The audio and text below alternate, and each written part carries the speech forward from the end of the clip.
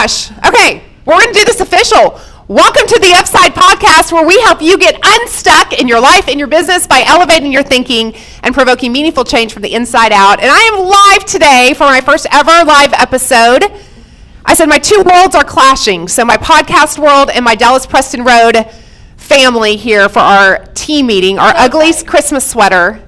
I had to stay on brand though, because Colette was here in the house, so I couldn't go that ugly. I had to stay on brand. She would have been very disappointed if I wasn't on brand. And you're pink. And I'm pink. So, all right. Well, thank you all for being with me today. And we're gonna have a podcast about podcasts, about podcasters podcasting and how to create a great podcast. We're gonna figure out how many times we can say the word podcast. All right.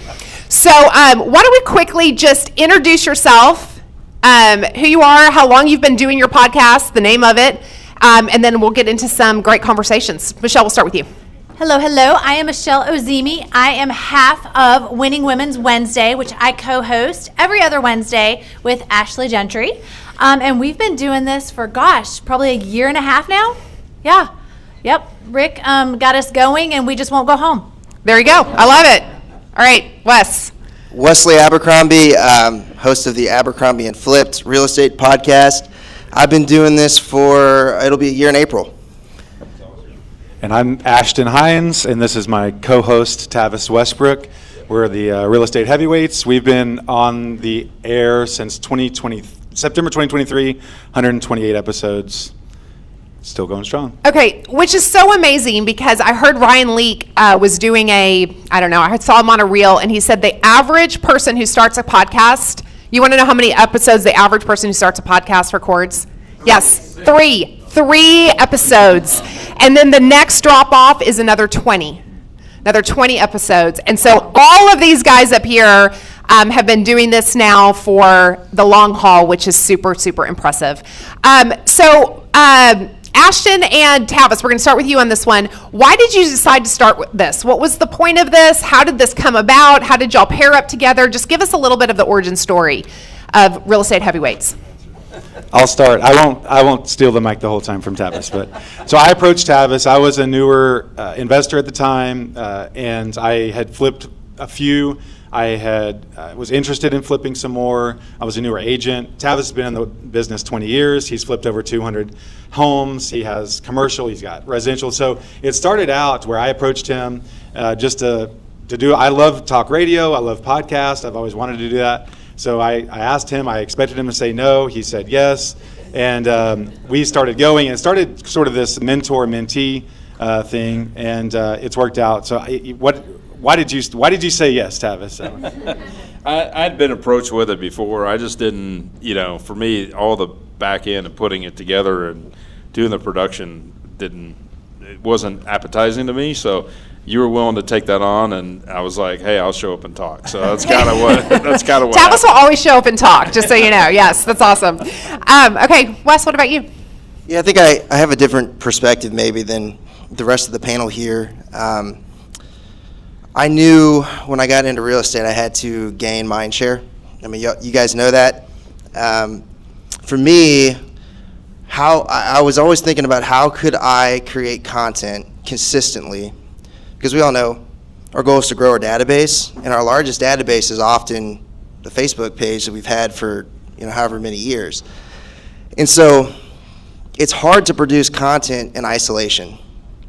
And so I thought, okay, if I can interview professionals in the industry, whether it's real estate, lending, whatever that is, that one episode could create me 10 to 20 different clips that I could post every single day, or one a day.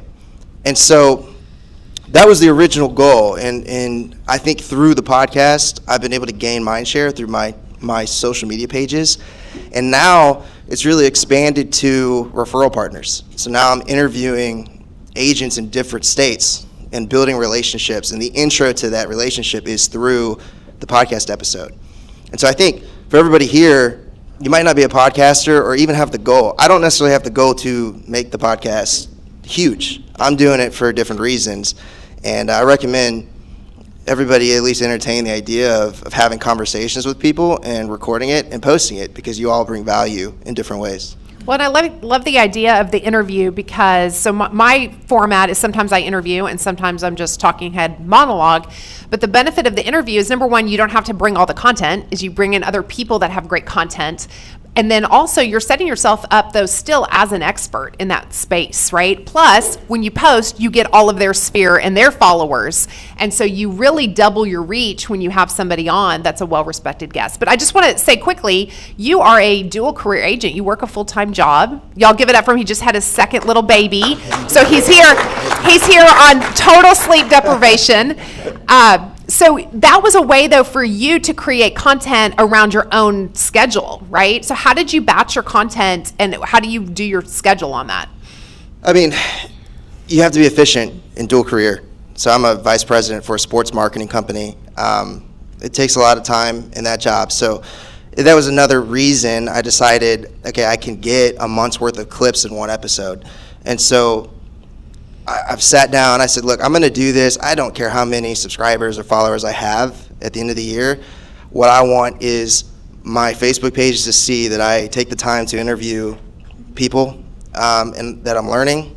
And every episode I've done, I've learned something. Like I learned a ton from our episode, and it still stays with me. So you got to prioritize it. And I really only need an hour. I need 1 hour to schedule an interview with someone. And that will get me clips for a while. So I just think we all have an hour. It doesn't matter how busy we are.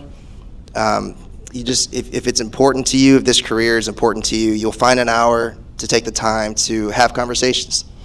Yeah. I love that. All right, Michelle, tell us about Winning Women's Wednesday and how all of that came about. So Winning Women's Wednesday is a little bit different in that it is live from the studio. So there's lots of margin for error, and there usually are lots of errors. So it started because Rick told me to. As in Rick Davis with Studio USA. Yes. Rick Davis with Studio USA told me to, and he told me that I would be doing it with Ashley Gentry. She was going to be the guest the first time. And we did it where we had different guests coming in, and what we found is that we really riffed off of each other very, very well. And so we've kept it in that format, and it's from a coaching perspective. Depending on the time of year, like right now I'm heavy into business planning. That's kind of one of my favorite things. And Ashley doesn't listen to any of it. So that's kind of our format is I give her topics and we talk about different things. She never reads the topics until she sits down.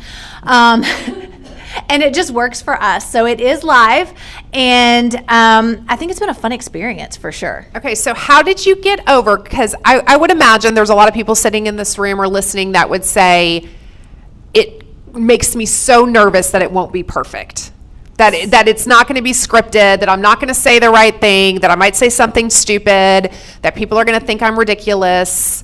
How did you get over that? So here's what's funny is I'm more terrified talking in front of you all right now than I am at the studio, because the studio you're live, but you're just looking at a picture of yourself. You're oblivious. You're oblivious. You don't realize. So denial. It's denial. Okay. It's absolute denial until Rick gets the weird photo of your hair that he keeps posting over and over and over again. But I'm never going to let that go, by the way. But yeah, when you've got the camera in front of you, you don't really recognize it. So we've had some great episodes. And here's the thing. It's never perfect. It's never gonna be perfect no matter what you do, no matter how many times you practice. A dog's gonna bark in the background if you do it at home. A baby's gonna cry, or someone's gonna try to walk in the front door at the studio. There's just always something. And honestly, it's the authenticity that people look for. Think about what you do and what you watch in your own life. The perfectly polished stuff, you don't enjoy that. You don't give it the same credit as when you see someone make a mistake, or just not necessarily a mistake, but just that authenticity that's about real life. I love that.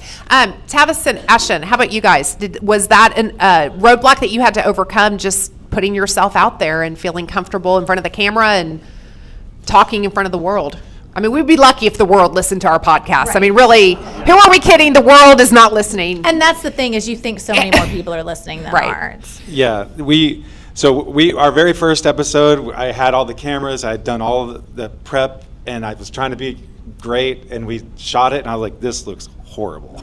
And so we changed our approach pretty quickly, and we went sort of like shoulders up, and I focus more on the audio. I'm sort of an audiophile, and I really focus on that.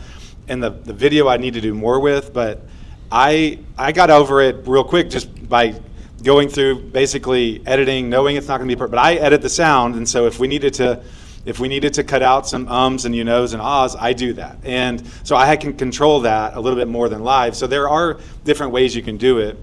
And then we interview people. We also do our weekly thing. So we've changed it as we went, as we've gone along, just because some things are just more comfortable and you enjoy it more, and it vibes with you a little bit more. So I don't know. We've never barely been nervous on mic. We've said from the beginning, it's basically the conversations we were having on speakerphone, and we just put it out. But I don't know. You may have a different.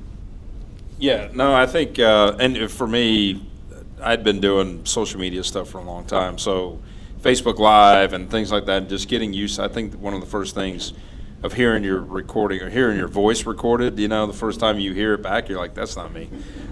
So once you do it enough, then you realize, like, no, that's me, right? So I think that early on, that was the weirdest thing, but with the podcast, it was just kind of another layer of that. In fact, Ashton's really good about editing and very technical and getting into it. So we were talking just in general about putting shorts out there, right, and content and video and stuff. And I'm like, dude, just do a Facebook Live or something, And he's like, wait, what? No, he's like, I don't want to do that, and he would use CapCut and everything to go edit it. But once you did it, you were like, oh, okay, that was cool, So, yeah, not too much with that. I think it's just been more of like, I know I'm a talker and long-winded, so it's like, how do I, shut up and let these kind of progress on? So I think that was the hard part of just kind of getting used to that. So how, and you can each answer this, how do you come up with your content? Because you guys are 120-something episodes in. Your episodes are longer. I mean, it's a lot of content that you're coming up with. Wes, I know you're doing primarily interviews. Michelle, you're doing, conversations, if you will. So how do you come up with your content? What does that process look like? How much prep time are you putting into who's going to say what or what the flow of the episode is going to be, so that you stay on task, so that it's exciting, it's good content? For us, we've settled into basically when we're doing our weekly podcast, there's 3 segments. We do our intro where we basically talk about our business. And so that's new every week. What's happening? We talk about closings and we talk about picking up a new house. And so that's a 15-minute, most of our episodes go 45 minutes to an hour. So the first part's just us talking about what's going on in your business. And so that's easy. And then the second part, once a month we do a market update, and then every episode we do news. So I go through local real estate news, Texas real estate news, and national, and we'll talk about 3, 4, 5 hot topics of the day. So that's always fresh. And then the third segment, we've vacillated. A lot of times we make fun of listings. So I'm sorry if your fixers suck, you're up for Not Dallas Preston Road listings. There would be none of those to make fun of. But we actually, and we'll do that. We make fun of listings some, but we also look at, we'll look at a $25 million listing and try to compare it to the flip materials that Tavis is using, just so we're like, hey, they use the same tile you use, stuff like that. So that, we have that format, and that kind of keeps us a little bit fresh, and then we do have some evergreen stuff that we try to throw in there. So Interviews are basically just asking somebody their business, how they got started, and kind of the journey throughout. And it's been pretty cool, because a lot of the interviews that we had, we started originally kind of having questions prepared and all that, and then we've just let it kind of run organically. And a lot of the interviews that we've done have turned out really cool, because there's a lot of personal stories that are behind that. So the thing that you're probably going to ask this in a minute, but the things that we haven't done that well is cutting them up and doing a bunch of shorts with some of these really impactful interviews that we've done over the years. And but there's a lot of really good interviews that have just kind of organically grown into something that you're like, wow, I didn't know that about you, or I didn't know that existed, or whatever it may be. Well, and the beauty is that those interviews really don't date. I mean, typically speaking, that you can pull that back out, you can recycle that content. I mean, I know all of you have listened to every episode of The Upside, and you have it mostly memorized. But again, you could literally just repeat and rehash so much of the same content and recycle and reuse. So much of that, besides market information, is very evergreen. Wes, how much prep do you do when you're interviewing someone? Are you sending them? I can't even remember if you sent me questions ahead of time now. I don't remember what we talked about. But what does that prep look like for you? I don't honestly do much prep. Matter of fact, I do zero intentionally. By not much, I mean none. Well, but to answer your question, though, the previous one is how do you come up with your content? We all are entrepreneurs. That's why we're in this role. And with that, you have tons of questions. And there's always a question that pops up every single day. So for me, I want to go in cold and ask the questions I genuinely want to know. And then next thing you know, it's been an hour. When I have been on the podcast, I've had them on like 3 or 4 times. Like, I've got a list of questions on how I can be better, and that creates the episode. And so if I'm learning from that, other people will also learn from that. And so when you clip that and share it, people find value in it. And so now my podcast is interview style, right? So so no prep. Yeah. Well, I love that. I can't remember who I was listening to, but they were asking, and it's a well-known podcaster that, has a few more subscribers than we do. And he said that exactly that he doesn't over prep on the interviews because he wants to really ask genuine questions that he's curious about knowing. And that's what creates that interesting interview. So I don't know if you knew that was brilliant, but just so you know, that is a thing, and it's very brilliant. So, well, if I have questions, I know other people do too, Yeah. right? So. Okay, Michelle, how do you come up with what you're going to talk about? What does that look like for you? Because you're a planner. I know you're a prepper and a planner, unlike your co-host. And that probably causes me to do a little more planning than maybe is necessary because she's just not going to plan. And that's what makes her charming and fun, and it makes the show work.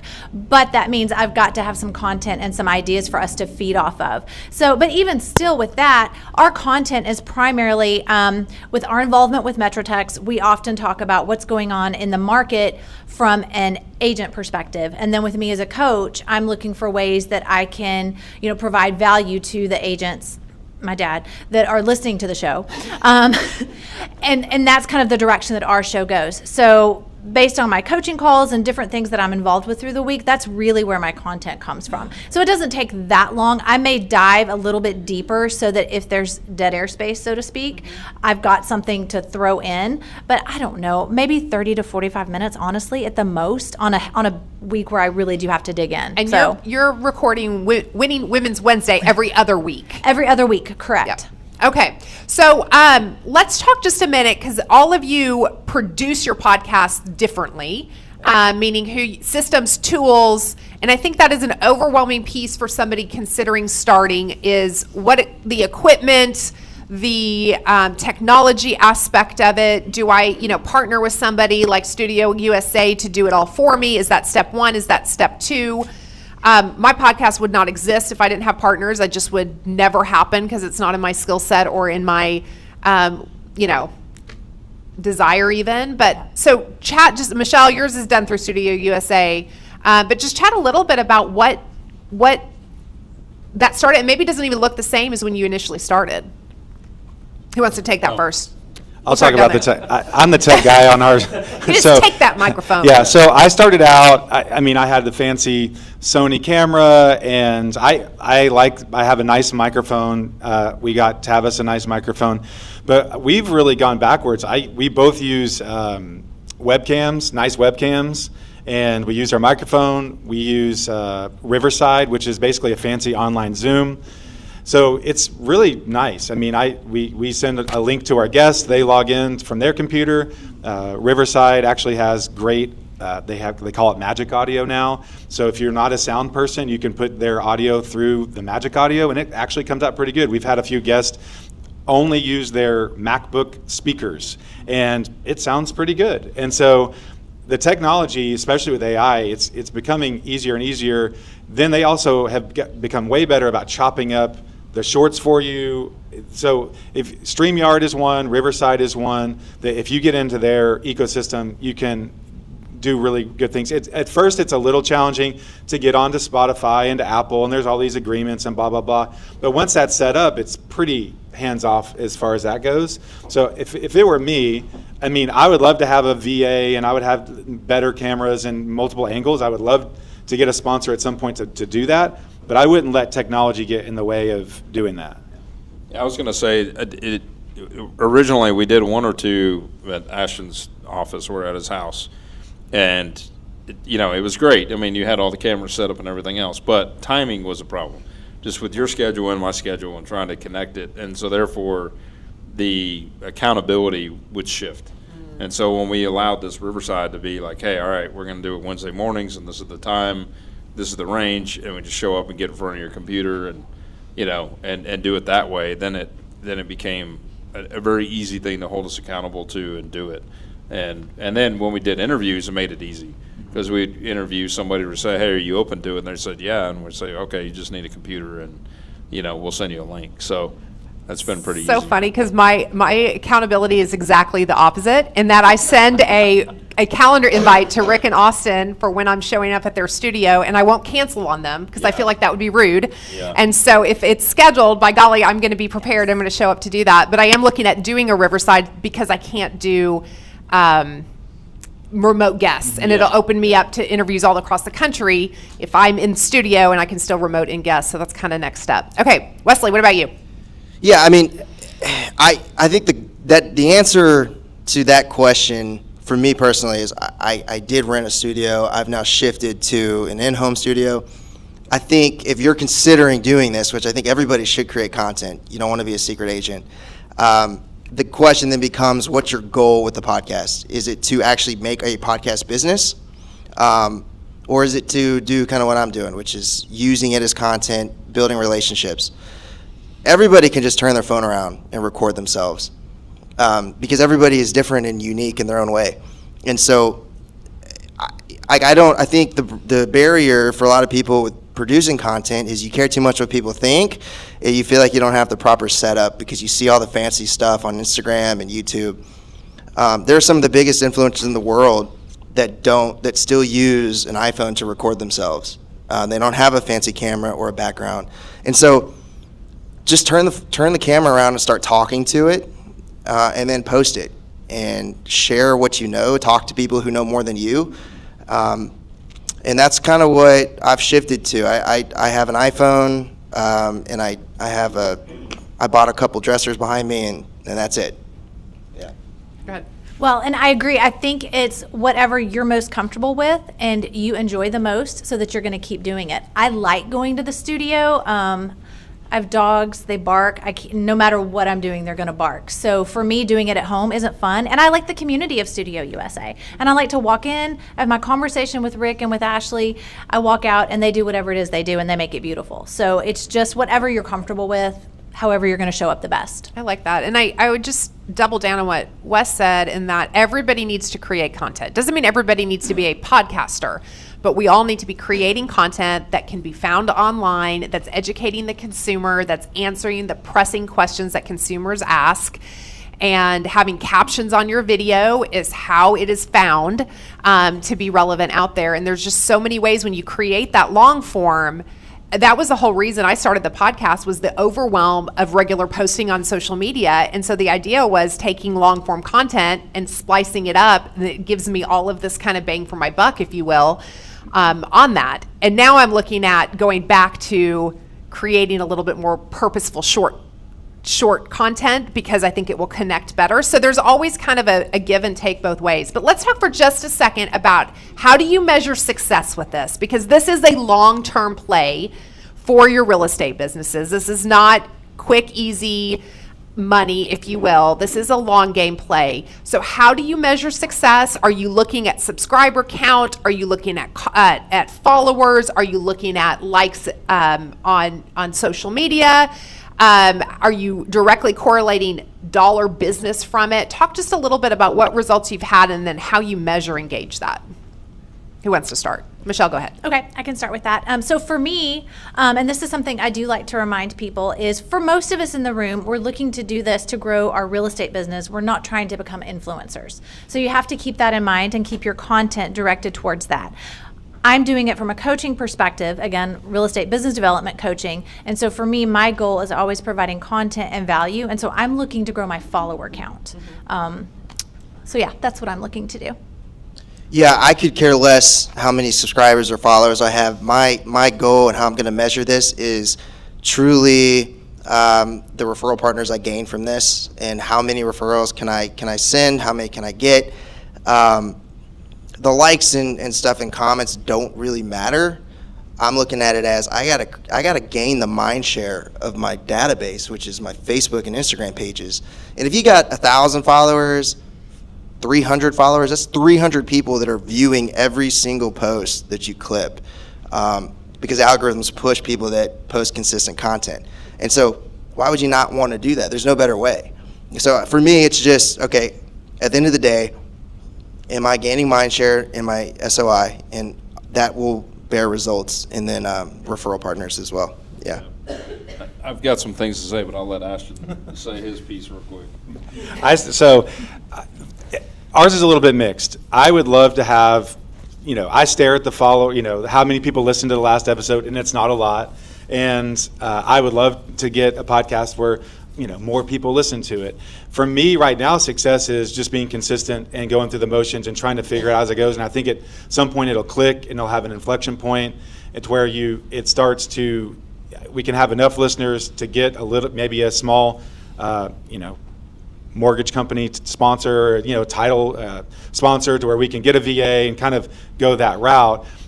For me, I have not had a direct piece of business that's come from that. I think Tavis would say that he has. And so that's a huge success. My success also is and I think this is a great mindset for people to think about. This is a snapshot. This is a verbal journal that will live as long as I want it to for my kids and grandkids and friends. It's fun. I enjoy it. I love talk radio. And so for no other reason, I am going through the effort of sort of snapshotting my life and what is important and my sense of humor and that sort of thing. And if nothing else, that's valuable to me. And so I can keep doing that for a long time. Yeah, good word. I think you originally, when we started this, your concept was, I want to build this like a radio show. Some of the editing that you put in and some of the things that are on our podcast, as far as like the music and the background pieces that you mix into it, the transition from our conversations into news and things like that. The approach is very much like a radio show. So I think, for me, I come from a background of, obviously been in real estate now 20 plus years, but there's been for years I was teaching classes through Metro Techs and CCAR and here as well, at MCE. We did that for several years, 5 or 6 years plus. And so, after a while that kind of gets, stagnant, and you kind of just only have brand new people showing up instead of some old timers, or you got people showing up just for MCE. So I think part of it came out of it with me is a platform to push new education, to talk about our journey and what we're doing. But we also did a whole segment early on that I kind of broke down from our teaching classes days of flipping a house, and we kind of broke it into several segments. And then over the years, we've done, or over the episodes, just recently we did like personal breakdown on who's Ashton Hines and who's Tavis Westbrook. So I think like what you're saying, it's kind of this journal that's out there and putting it out there vulnerable. And I think the cool thing for me is we hear it after the fact. Like I'll be in conversation with an agent or somebody and they said, hey, I love your podcast. We listen to it all the time. We had no idea that they were listening. But it's great to hear that, an agent's listening to it and they can relate. That's some of the biggest gratification, I think, is hearing an agent say, this is great. I'm hearing what you went through last week, or I heard this deal that Ashton went through, and oh my God, it's not just me. This is going on in the market. So I think that's been gratifying to us. I don't know where we really want to grow it. Like that's something we've talked about before. So I don't know. Something we committed to, and we just keep doing it. Well, I couldn't agree more just on what you both said about you have to fall in love with the process. And I think that's probably true of really anything that we want to do great in life or in business. You have to fall in love with the process because the results don't happen overnight. And I think for something like this, it's not about going viral and just seeing follower counts, go crazy. It is about the consistency and the commitment that you make to say, I was thinking about this, I hit 42 episodes this year and I'm done for the year. So no more upside. I'm sorry, until January. And I knew I wouldn't quit. Like that wasn't an option. I wasn't surprised that I made it through the year. However, I am surprised of how much I loved it. And I fell in love with the process on it. And that is then what you say, okay, now that's my new floor, and where do I go to the next phase with it? But it's so easy to get so wrapped up in the immediate results that we forget about the process and about the impact. Okay, so what would you say to somebody thinking, okay, they're sitting in this room or they're listening online and they're saying, I need to create content. Maybe they're not necessarily totally bought into a podcast yet, but they need to create content. What would you give them as the most important piece of advice? Because most people never start. I mean, I got to give hats off to the people who just record 3, because at least they started. I mean, that's more than the majority of people too. So if that's you out there, it's okay. You can get back in the saddle, get back to episode number 4. But what would you say to that person who's just considering starting? Just do it. I mean, that's really all you can. Just do it. I mean, it's not going to be perfect. You're going to make mistakes. You just got to get out there and do it. And I don't go back and watch mine. Every now and then I'll hear my voice coming from another room, and Alan's watching it. He's so sweet. And I'm like, her husband. It's my husband. And I'm like, oh, I do sound weird on the podcast, but I don't ever go back and watch them. I just think it's, do the thing and move on. And it's the same thing with my videos. When I do a video, I just post it and go. If I start watching it, it's never getting posted. Well, I listen or watch mine the morning it drops. So it's too late. It's already out there. I'm listening with you guys. It is already live to the world. I've also found that I sound much better at 1.5 speed. So it just upped me to 1.5 speed, and it's much, much better. So, Wes, what about you? Yeah, I think go find somebody that you want to learn from, get them on a Zoom, and click record. That's how you start. And take that clip, find the best parts of it, post it on your social media channels. I hate recording myself. I don't enjoy it, but I do enjoy listening to other people and learning from them. So that's an easy way to get started if you feel intimidated by it. You don't have to brand it as a podcast. Just start filming stuff and posting it. And you'll be surprised that you do that consistently for 3-4 months, you become an expert. You really will in certain categories, and people will view you as an expert, because no one else is out there doing it, but you are. Yeah, I think, like she said, just do it. I mean, just, start with one. Make a goal to do one, and whatever it may be, whether you're, the easiest thing to do is like go preview a house, for your client, or walk into a new build right now or something like that, and talk about an incentive, talk about something of value specific to, whatever you're looking at, but I've told that to many agents in the past, like, go walk in a vacant spec home at a builder and just talk about the incentives right now and do some quick film on it. And you can do a Facebook Live. The only thing with that is the algorithm doesn't stay with it very long. So if you do a quick video on your phone, and Ashton's taught me to get a little bit more advanced and download CapCut.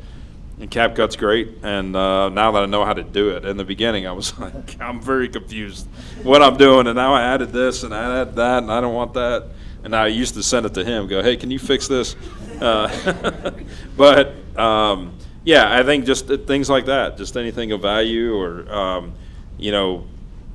post it on your media. And then also just normal stuff, like you can get, reflection on, right now it's holiday shopping, or, whatever it is that's personal too. Doesn't have to always be business. I think most of my stuff is filled with a lot of business and flipping houses, but we try to do some personal stuff on there too. I would say the big thing is, one, just to do it. I would also think this is probably, I remember I'm not that special, and you get really, I tell this to my 16-year-old daughter. It's like, she's worried about what she's going to wear. I'm like, no one cares. And try to think of the last time what someone wore 3 weeks ago, like you can't remember it. So if you put content out there and it absolutely sucks, it most likely the algorithm is not going to show it. 3 or 4 people will see it, and it's not going to ruin your life. And you'll get better at it, and you'll do it again. And so I would say, don't be afraid to fail, because if it's that bad, they're not going to push it, and no one's going to see it. And so just keep trying and keep doing it, and try to find something that's fun for you. And I want to go back. I did get one piece of business off of social media. And it wasn't because of a piece of content I did. It was a friend of mine who's also in the business, knows how hard it is to just grind and do stuff. And he let me sell his house. He hired me to sell his house because he appreciated the effort and the grind. And he saw a lot of other people just really passively trying to be a real estate agent. And he knew how hard I was working at that portion of my business, and he basically said, I want to hire you because you're really working. So it wasn't that I taught him something revolutionary or he loved my style. He saw what I was doing as a person, as a friend, and he wanted me to reward me for that. I think people love the growth story. They like seeing you start a little messy. They like watching you get better over time because that's inspirational. Everybody can connect and relate to that. And then I think there is just that piece too when somebody, I think all of us sitting up here would never make fun of anybody's podcast because we understand what it takes to put yourself out there. It's the other people maybe not doing it that would maybe be like, oh, who do they think they are? The people that are doing it never look down on the starters because they go, yeah, I was there. I know exactly how they feel. I know exactly how hard that is. I understand what it takes to get there. So be sure you're listening to the right voices and look at the people that are doing what you want to do. And I promise you, they're gonna congratulate you. They're gonna cheer you on. They're gonna be impressed by you. They're gonna be proud of you. And at the end of the day, though, it's really about making an impact. It's about creating that content. It's really not about what anyone else thinks. I would love to get some questions. Does anybody have a question out here for any of our amazing podcasters? Stu, what's the best way to do this for microphone's sake? Should I run over there with my microphone? Yes, I should run with my microphone. Okay. All right. That's any of you. We hear a lot about AI now, and one trick that they all say is to make sure you've got your transcript on and everything. Do you guys think about that, and can anybody elaborate on how this might be important as AI gets more prevalent? I know working with Seth and I have started recently using our old transcripts and the old podcast, going back, trying to get more value out of what I already have made. And this is the other nice thing is you can go back and I can tell AI to refer to 3 arbitrary episodes. Please look at episode 118, 93, and 24, and please answer this question today. And it'll pull from those quotes, and I have a completely unique blog that is from my perspective, but I'm not sitting there having to write. And this is like a revolutionary thing for me, that once it's out there, you can use it forever, and that's your voice with your stories, and it's very unique. So I have started using it there, but I know in the future it'll be even easier and easier, and I wouldn't have that ability if that content wasn't there in the first place. Well, the beautiful thing too about long form is you can pull your transcripts. And so then you're able to upload your transcript into your AI, so it is your own thoughts, your own words, your own voice, and then that's creating whatever else it's creating out of there from it. So you're starting with a little bit more human connection and personal touch than if you were just telling it a prompt or a framework. What other questions? Yeah. So for your podcast, which platform do you prefer? Means Facebook, YouTube, TikTok, or Insta? Which platform works for you better? For us, we actually rely mostly on audio, so Spotify, Apple. We really need to do more with YouTube. I will fully admit we are bad at that, and but we do need to be. If I could start over and go all in on one, it would be YouTube, because it is searchable. It's owned by Google. Those things really, really matter. And it's not that Spotify and Apple don't matter, but it's very hard to search podcast on there. So if it were me, I would go in on YouTube. Can I do an informal poll? Because this is so fascinating to me, because I'm on Apple, Spotify, and YouTube, and I can't quite figure out really like where people are listening. So, okay, if you listen to anybody's podcast, doesn't have to be one of ours, do you raise your hand if you listen on Apple, if you're an Apple podcast person? Okay, hands down. What about Spotify? That's so surprising to me. Spotify's not even on my radar. Okay, and then Same. YouTube, if you're a YouTuber. It's literally thirds. Yeah. That's so Interesting. crazy to me. Yeah, I would have sworn it would be Apple. Like it just I'm seems an the Apple easiest. listener. I don't ever Same. consume really on YouTube. Yeah. I consume on Apple. So I don't want to watch. I just want to listen. Yeah. But I think it's because I'm typically in my car. Right. So All right, any other questions for anybody on this panel? Yes. So I already have some content ready to go, but I read last week that it costs $1,500 to start a podcast. True? False. False. I mean, it depends on how scary you do things it. out there to scare Yeah, it just you depends off. on how you do it. I mean, like he said, if you're just going to use your iPhone and put your content out there, so it doesn't. You can go. It's just like anything. You can go lower end or you can go super high end. It just depends on how you want to do it. I think it's like Sold. what would the goal be? What would the goal be for you? Like, That's a good question. What would you want to do with the podcast? Like, why would you do it? So, well, I have a partner and we're doing interviews, and it is basically hearing eulogies before people are passed.